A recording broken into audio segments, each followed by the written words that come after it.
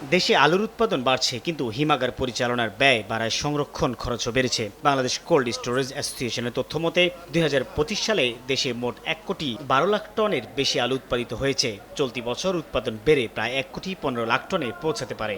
আলু চাষ এলাকার সময় শনিবার রাজধানীতে সংবাদ সম্মেলনে কোল্ড স্টোরেজ অ্যাসোসিয়েশন জানায়, বিদ্যুতের দাম বৃদ্ধি, শ্রমিকের মজুরি, ব্যাংক ঋণের সুদ এবং অন্যান্য পরিচালন ব্যয় বেড়ে যাওয়ায় বর্তমান ভাড়ায় হিমাগার পরিচালনা সম্ভব হচ্ছে না। ভাড়া বৃদ্ধি করা না হয় তবে হিমাগার মালিকদের পক্ষে বর্ধিত হারে লেবার বিল পেমেন্ট, স্টাফদের বর্ধিত বেতন ভাতা, বর্ধিত বিদ্যুৎ বিল, এমনই গ্যাসের বর্ধিত মূল্য সহ অন্যান্য বর্ধিত আনুষঙ্গিক ব্যয় নির্ভর করায় হিমাগার পরিচালনা করা সম্ভব হবে না।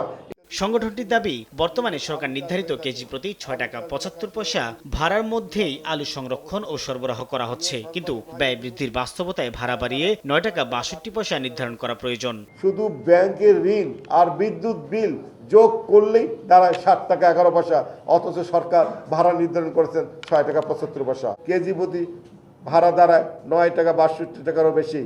সংবাদ সম্মেলনে কোল্ড স্টোরেজ মালিকরা দাবি জানান, এই শিল্প টিকিয়ে রাখতে বিদ্যুৎ বিলে ২০% ছাড় দিতে হবে। পাশাপাশি আলু রফতানিতে 10% নগদ প্রণোদনা বাড়িয়ে ৩০% করারও আহ্বান জানান তারা। সেক্টরটাকে তাহলে ধ্বংস করে ফেলা হবে। সাইফুল ইসলাম, সময় সংবাদ, ঢাকা।